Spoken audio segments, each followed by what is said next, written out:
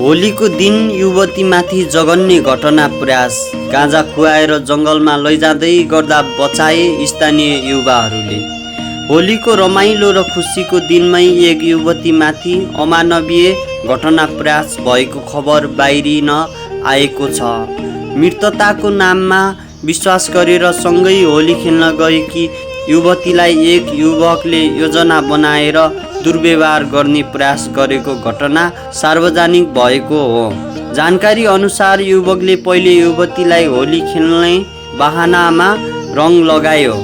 त्यसपछि उसलाई जबरजस्ती गाँजा पिउन बाध्य बनायो।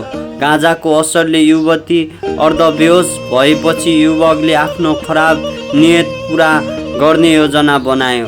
बेहोस जस्तै भएकी युवतीलाई काखमा बोकेर उसले नजिकैको जङ्गलतर्फ लगिरहेको थियो। त्यही समयमा बाटो हुँदै गुड्जिरहेको एउटा कारमा सवार केही युवाहरूले शङ्कास्पद अवस्थामा देखे। एक युवकले काखमा युवती बोकेर जङ्गलतर्फ लैजाँदै गरेको दृश्य उनीहरूलाई अस्वाभाविक लाग्यो। त्यसपछि कारमा रहेका युवाहरूले तुरुन्तै ती युवकलाई पछ्याउने निर्णय गरे।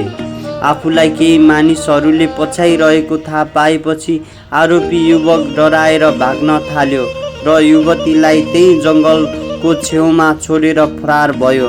त्यसपछि कारमा रहेका युवाहरूले तुरुन्तै युवतीको अवस्था जाँच गरेर उनलाई सुरक्षित रूपमा घरसम्म पुर्याइदिए।